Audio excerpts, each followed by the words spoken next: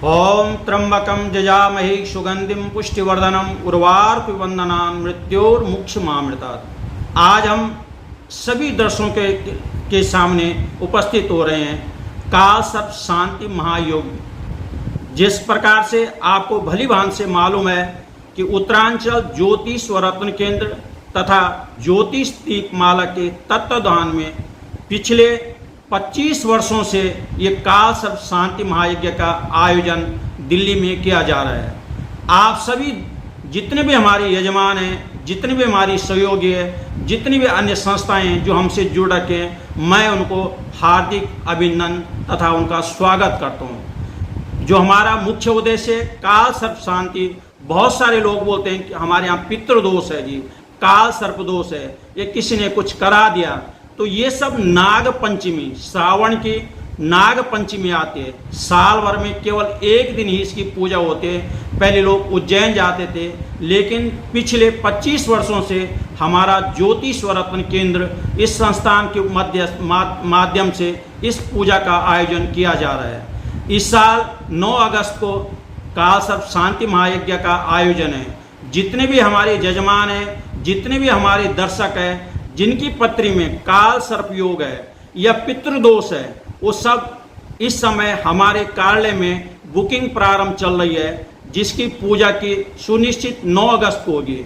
अगर आप लोगों की पत्री में काल सर्प योग है तो आप तुरंत ही संपर्क करें। जो लोग दिल्ली से बाहर हैं, ऑनलाइन की व्यवस्था है। बहुत सारे हमारे लोग विदेश में रहते हैं, अन्य प्रांतों में रहते हैं। उन सब से हमारा अनुरोध है कि वो अपना डेट ऑफ बर्थ, टाइम, गोत्र व नाम वो आप भेजें। तुरंत आपका रजिस्ट्रेशन होगा, आपका फॉर्म आपके मोबाइल नंबर पे आ जाएगा और आप ऑनलाइन काल सर्प शांति में भाग ले सकते हैं।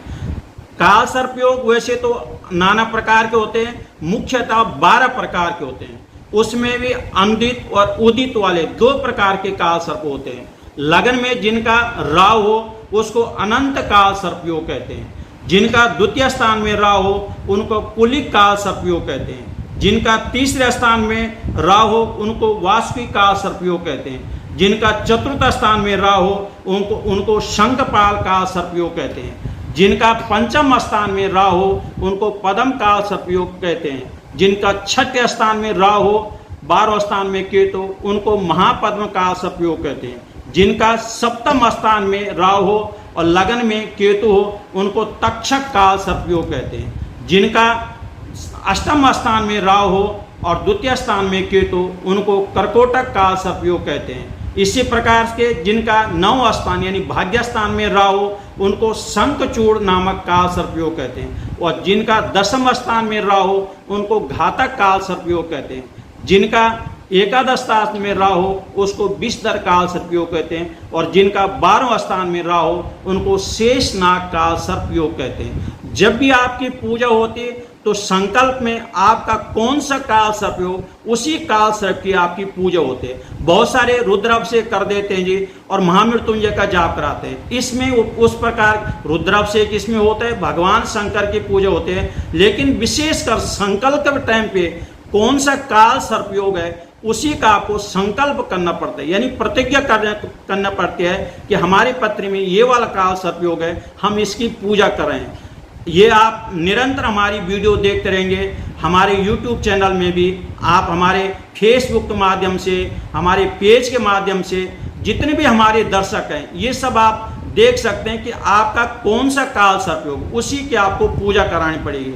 पूजा का जो रजिस्ट्रेशन है वो प्रारंभ हो चुका है, क्योंकि 9 अगस्त की पूजा होती है। इस पूजा में विशाल बहुत सारे लोग रहते हैं। उनकी भोजन की व्यवस्था, उनके खाने की व्यवस्था, उनके जलपान की व्यवस्था, काल सर्प यंत्र, चांदी के नाग नागिन, स्वर्ण तार, मोरपंखी, रुद्राक्ष की माला, अन्य प्रकार के जो पूजन सामग्री होते हैं वो सब ऑफिस के द्वारा उपलब्ध होती है। ये सुबह 8 बजे से पूजा प्रारंभ हो जाएगी और आपकी शाम को 4 बजे तक पूजा होती है। हमारे जितने भी दर्शक हैं जो दिल्ली है, दिल्ली से बाहर हैं, विदेश में, वो आपका अपना रजिस्ट्रेशन ऑनलाइन करा सकते हैं। अपना डेट ऑफ बर्थ, टाइम और फोटो हमको भेजें। ताकि हम आपका फॉर्म भर सकें और आप पूजा के दिन उपस्थित न हो सके तो ऑनलाइन भी आपकी पूजा हम स्वीकार करेंगे। धन्यवाद।